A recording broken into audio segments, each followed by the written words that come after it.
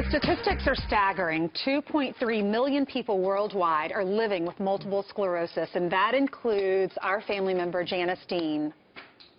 You were diagnosed when? I was diagnosed in 2005, and I went public with the diagnosis in 2008 with you on Fox and Friends. And there's so much hope right now. There's a brand new drug being hailed as a major medical breakthrough, which is incredible. But the FDA has delayed its approval, so we're going to talk about that. So great. All right, our next guest is at the forefront of MS research through her organization. Her name is Nancy Davis. She's here with us.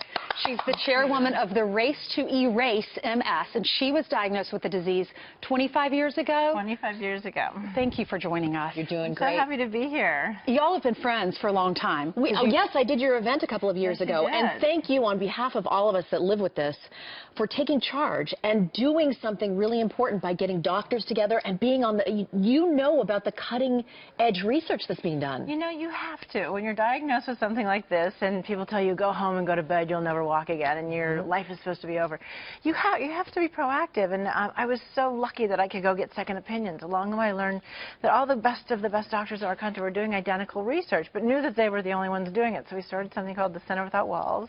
We have an event called Race to Erase MS every year, and here we are 24 years later. We're going to have an event on May 5th. It will be our 24th event.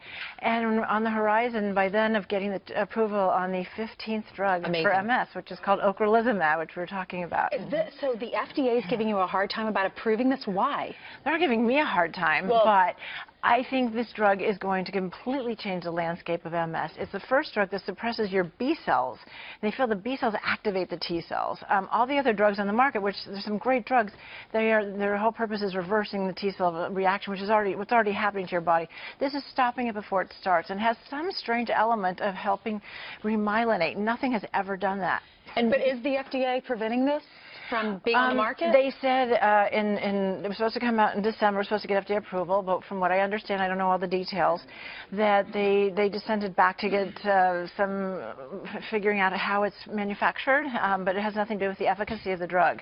It's also the first drug that will help people with the more chronic progressive and primary progressive MS. Nothing has ever been able to statistically help people with that type of MS. I think we're almost there. If not a cure right now, a stop in the progression of the disease, which would be so helpful. And thank you for putting a face on that, because I still think that there is a stigma attached to MS, and I think we need to be strong and get out there and say, you know, we're good. We're going to be strong. We're going to beat this soon. Right. When I was diagnosed, there was such negativity, and everybody said, you're out of your mind. You don't know what you're doing. This is a drug. This is a disease that nobody can ever find a cure for.